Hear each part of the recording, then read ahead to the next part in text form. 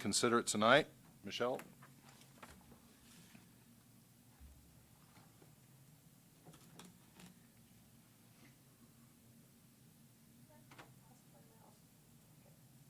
And the item has been removed from the table. So, item number 3, file number Z23-008, discuss and consider action on an application by Scott and Melinda Standage to rezone certain lands from an R2 dwelling district to a PB1 planned neighborhood commercial services district located at 2118, 2208, 2210, and 2212 Anna Avenue on property described as Lot 6, 7, 8, and 9, Murhead's second subdivision, North Platte, Lincoln County, Nebraska. Judy. Okay, and you should have all received a copy of the review comments. Attached to that is an updated plan that was requested at the last meeting, provided by the property owner. I hope that you all took the time to read that. On July 25th, 2023, the City of North Platte Planning Commission held a public hearing regarding the proposed rezoning. Comments were taken from the public, and the public hearing was closed through a unanimous vote of the Planning Commission. After reviewing the current submitted plans, planning staff has no objection to the rezoning, and approval of the plan is presented. It appears that this will be a low-intensive use, does not appear to be a detriment to the area. A B1 neighborhood commercial district is the least intensive commercial district. Rezoning to a PB1 for creation, or PB1 planned neighborhood commercial district requires a plan to be approved. The plan is in this application requests creation of a venue. If that plan changes in the future, the plan would need to be amended, which will require approval from the Planning Commission and City Council. The property currently is a site for a church with a large parking area. Using the site as a venue should not cause parking issues in the area. The property will not be occupied at all times, as use is dependent upon scheduled events. So everybody knows what's going on tonight. We did have a public hearing on this last month. We will not be reopening the public hearing. So there is a motion and a second on the floor, as was indicated during the last meeting. Davies moved and McCurran seconded to approve the rezoning, and so that motion is currently still on the floor. I have consulted with City Attorney Trzynski a couple of times, making sure procedurally we were doing everything correctly tonight, and I think Bill has an opinion about including the plan as a part of the motion, correct? Yeah, I had mentioned this at last month's meeting, but I felt like because it is, the motion was to rezone to the planned B1 district, I thought that it would be helpful to also include as part of the motion some sort of reference to the plan that had been submitted by the applicants. So I make a motion to include the plan submitted by the applicant as part of the, amend the motion to include the plan as part of the application for the plan to the change of subdivision qualification. I will second that. Motion by Van Velsen, seconded by Bain, to include the plan that was attached as part of the revised plan that was attached to tonight's meeting packet as part of the motion that was originally made by Mr. Davies at the last meeting. Is that sufficient? Yes. Thank you. Any discussion on the plan? If not, Michelle? So this is on the amendment, not the rezoning. Want to make sure everybody understands that. I guess I don't understand on the amendment. So the amendment basically is attaching this plan Oh, okay. as a condition of the rezoning. And that amendment has passed. So now we have an amended motion on the table from Mr. Davies to approve the rezoning with this plan as attached. Any discussion on that? Any questions about what we're doing?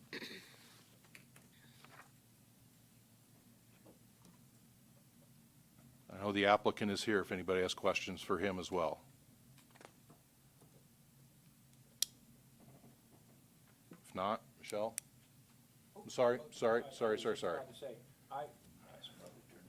Yep. Okay. So I did have a discussion with a interested party, a neighbor to the property, and I promised I would ask a question. Who do you want to ask it to? No, to the, Okay. I didn't know if I to needed the to call somebody. commissioners. No, because he asked it of me. Imagine that you lived right behind this proposed subdivision, this proposed change of use, right behind the, what was gonna be called Old Church Hall, to the south, across the open alley with the chain link fence or whatever, or across the street, or at the other end. But you live right next door to it. Would you want this to be approved? And that gave me great pause.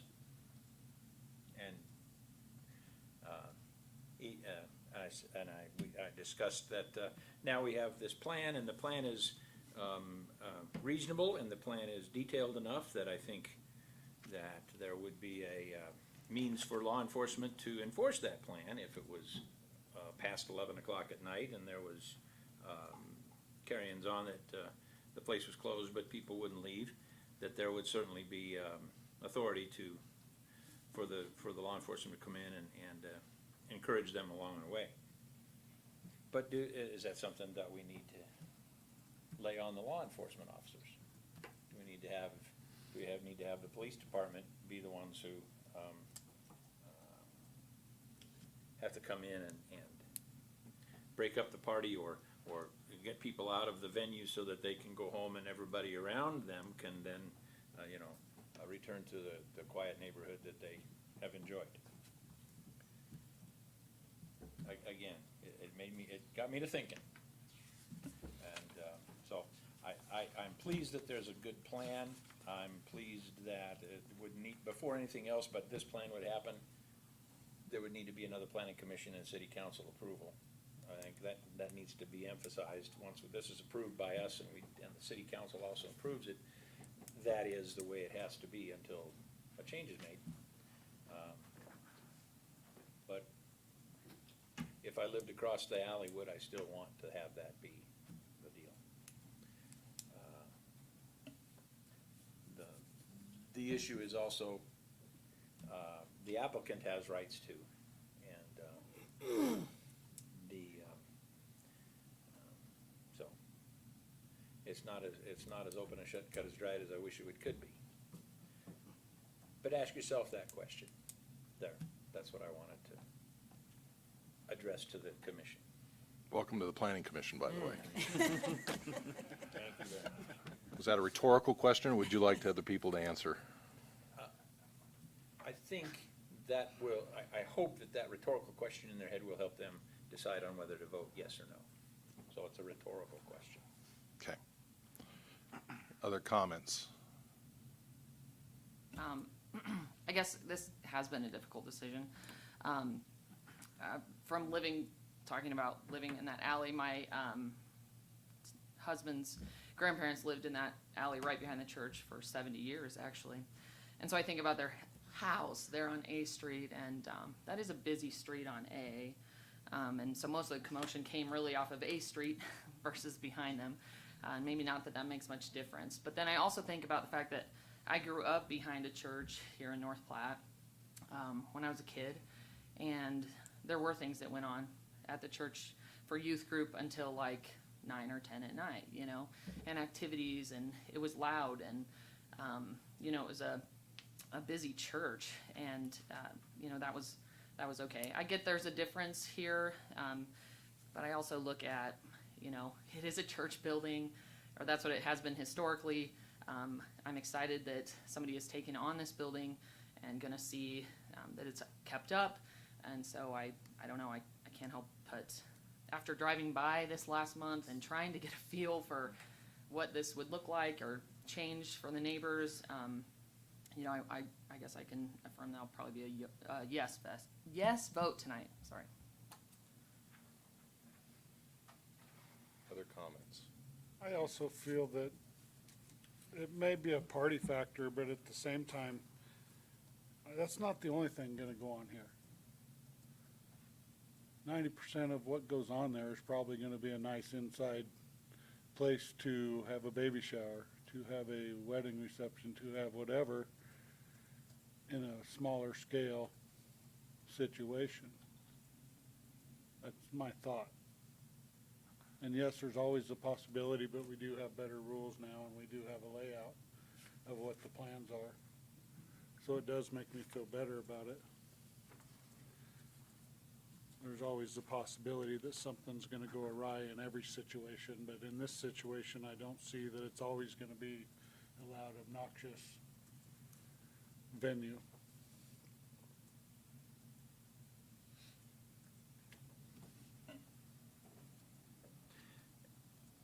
Anybody else? I usually do this to them, but going once. Michelle?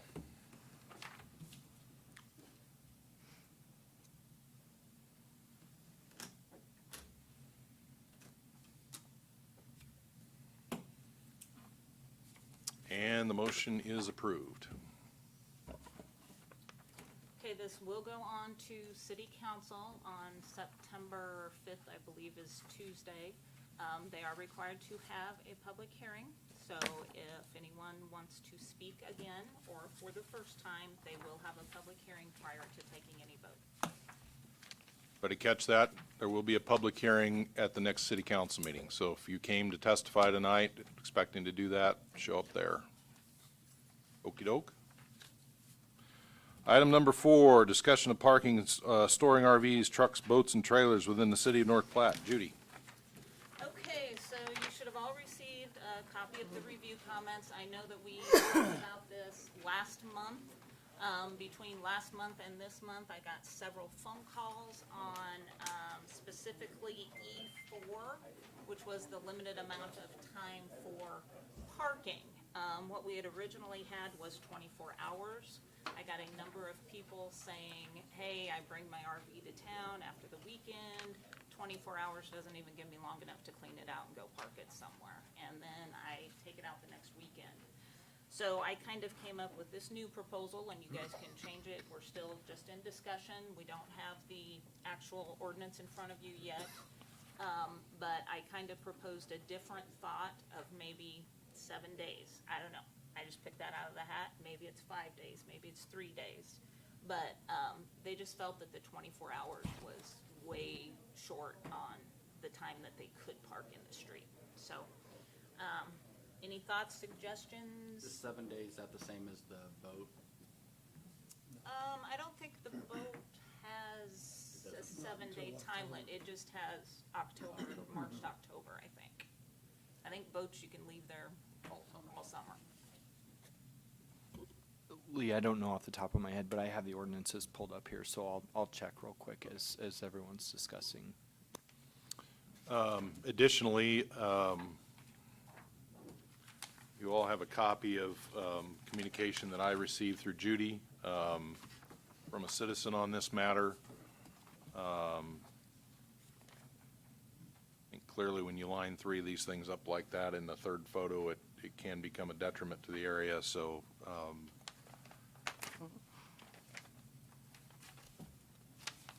I did want to acknowledge that that came in and it was received.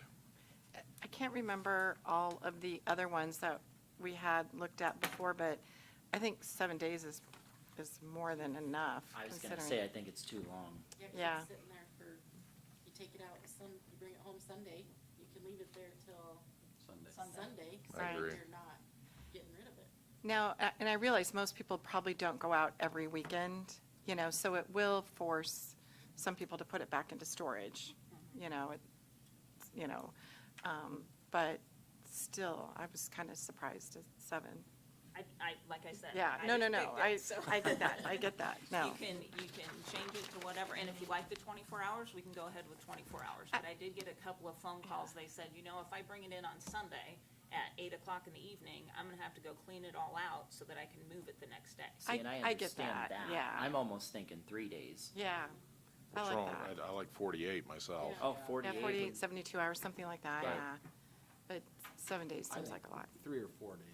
Yes. 48 gives you, because I mean, if you bring it in on a Sunday night and say you park it there, and then Monday night you don't quite get it finished, and then you move it Tuesday, that's That's pretty quick if you do it Wednesday. I almost would like 2 days.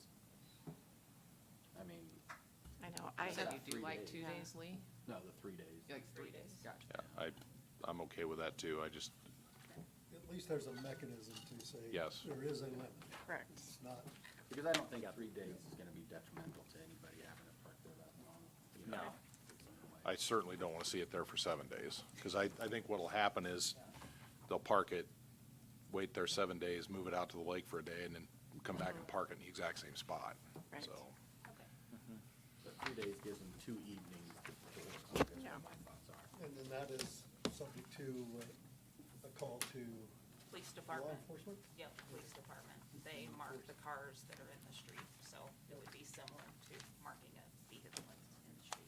and typically, the way this stuff works is it's citizen-driven, right? There Yeah. needs to, a neighbor would say, hey, that needs to be gone, and now they've got a mechanism to go call somebody and get it taken care of. I did look at that ordinance for boats and boat trailers, and it really only applies to the months, as Judy stated, months of November to March. So it doesn't have any Timeline on it. any timeline for the remaining months. Realistically, you could park your boat and your trailer in the street. Yeah, most boats aren't as big as RVs, so.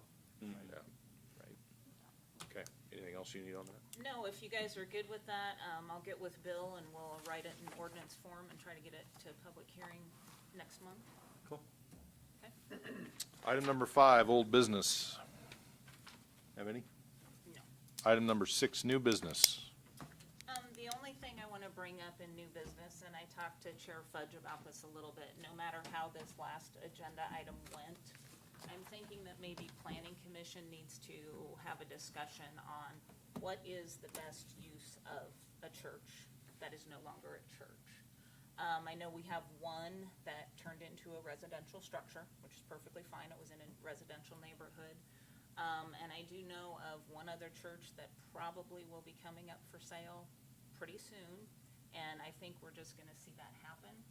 And most churches in North Platte are in residential neighborhoods.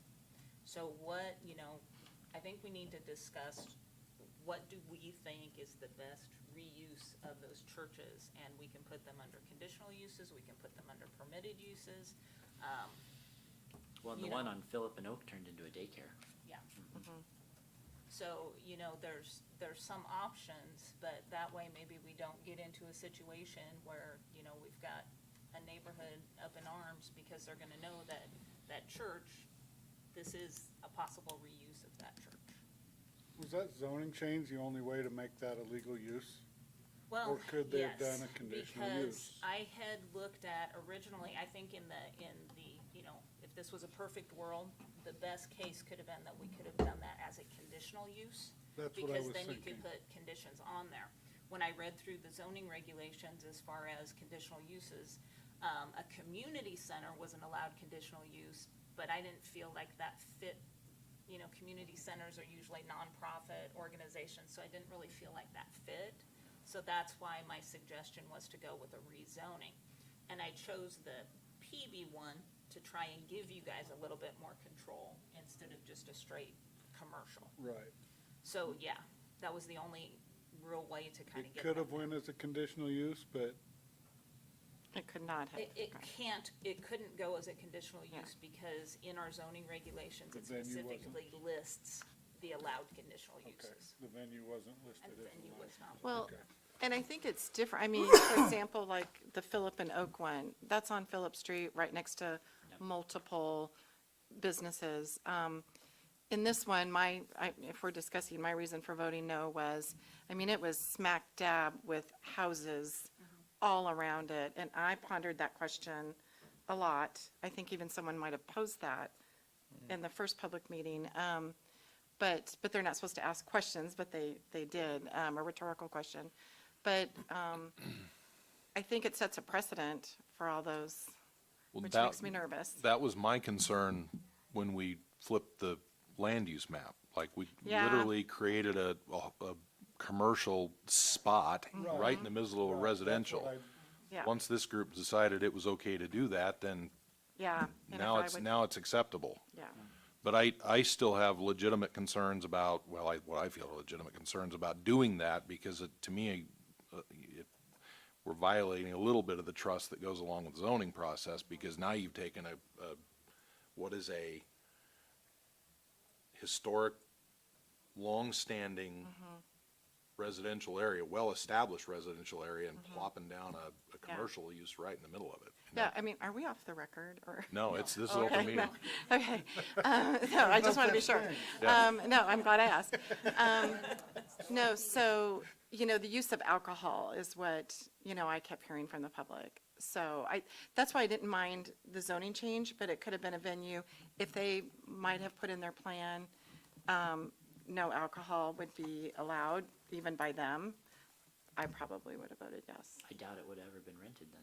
Well, maybe not. Legitimately. I mean, But Yeah, if legitimate. you guys are okay Yeah. with maybe at the next meeting or something, I'll put on a discussion of, how can we make the best reuse Yeah. of a church in a residential area? What would be,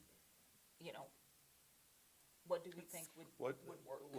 Let me pose that question a different way, which is, what could have been done there without flipping the zoning? oh, a lot of different things And, that I read. Yeah, we can, I'd have to look at that and say it, to Well, tell you, because I I can't tell pulled you it. off the top of my head. But I know community center was one of them, because Daycare center was one of them, if I remember I correctly. believe so from a conditional use standpoint. Multifamily? No, you would have to rezone it as a multifamily, 'Cause it was R2, correct? R1, It's an R1 I area. believe. So if they wanted to make it into some kind of a Triplex. triplex, fourplex, sixplex. Rezoning. Rezoning.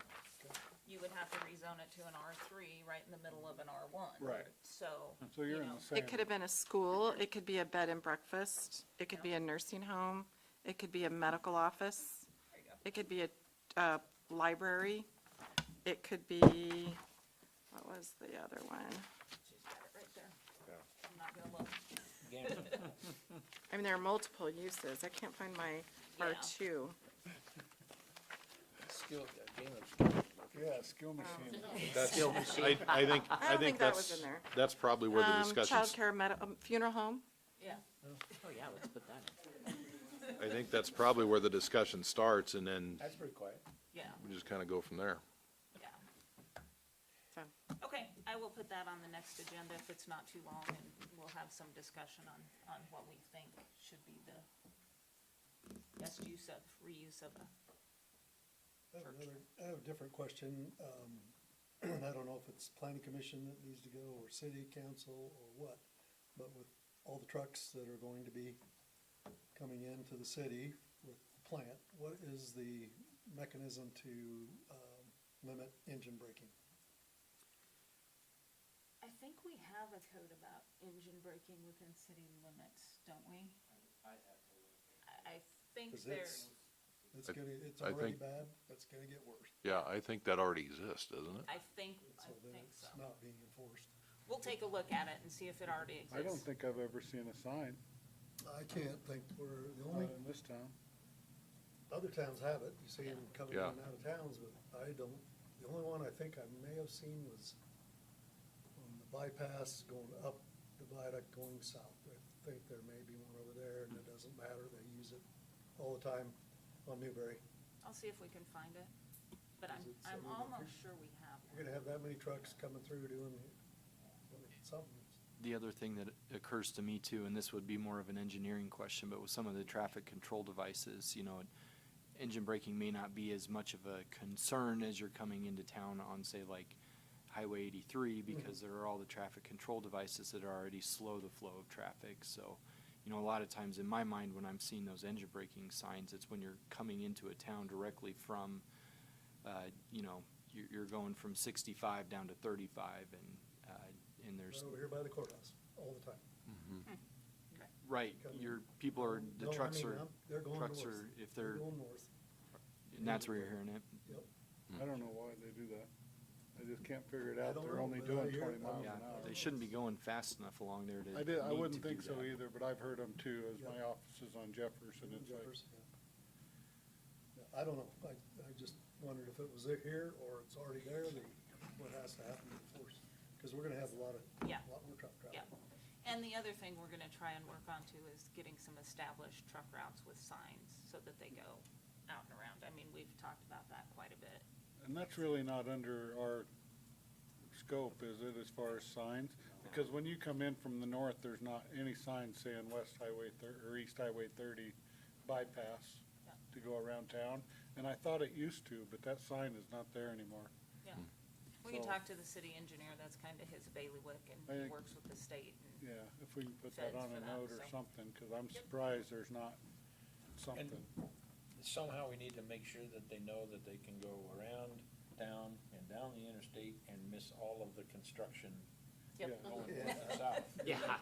And I get would the trucks agree. to use that so that they don't Yeah. go through, center of We town do that's under need to let construction. somebody know on that. Yeah. Because there used to be, I thought, a sign that said Highway 30 bypass around, and it's not there anymore. I think Even- you're right, even I a think I temporary remember sign. seeing that. Yeah. Even a temporary From sign the would be a last good couple thing. times I come into town, I haven't seen it.